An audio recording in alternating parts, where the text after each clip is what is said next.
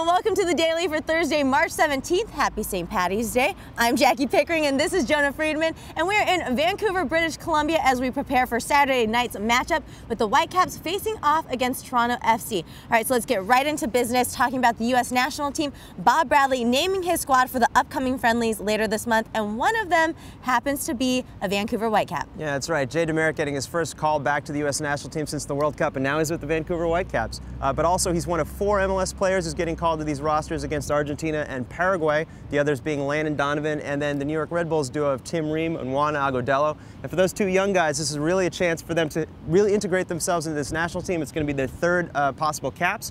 But it also kind of highlights a bigger problem for the New York Red Bulls, who are going to be missing maybe as many as 5 or 6 starters all season long due to international call-ups. It's really going to be a test of their depth as they chase the Supporter Shield, Jackie. All right, well, let's talk about the other MLS expansion team, Merritt Paulson. Never shy around the media. What did he have to say? Yeah, Merritt Paulson took to the airwaves yesterday and told the media that Portland might be closer than people think to signing their first DP, and it could happen by April 14th for their season opener against Chicago. He said that it's a central midfielder, and he didn't shed any more light on it than that. He said it's not Marcos Flores, the Argentinian from the Australian A-League, who's been rumored to be in negotiations with Portland, but it's a surprise. We have to see who it's going to be. Well, Jonah, one player signing that we do know about, and this one is coming from the defending MLS Cup champions. Yeah, happy St. Patrick's Day to Colorado. They finally came to terms with Irish international Caleb Folon. He'd been in camp with them for most of preseason. He's a big target guy. He looked pretty good with them, scored a goal against the LA Galaxy, paired well with both Omar Cummings and Connor Casey. And this will be really good for Colorado because they've got a long season with 6 Champions League games coming up this summer. He'll be a good piece of depth for them moving forward. All right, Jonah, as we wrap things up, you know, I'm new to this whole Twitter thing, but I heard MLS is trending in Cincinnati.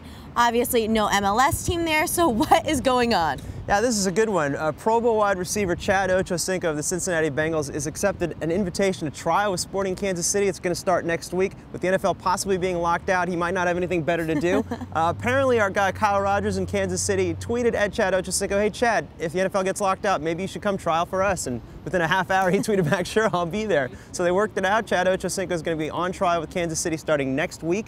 Peter Vermees says he's actually taking this seriously. We know that Chad Ochocinco is a pretty good soccer player himself. He grew up in Miami playing the game.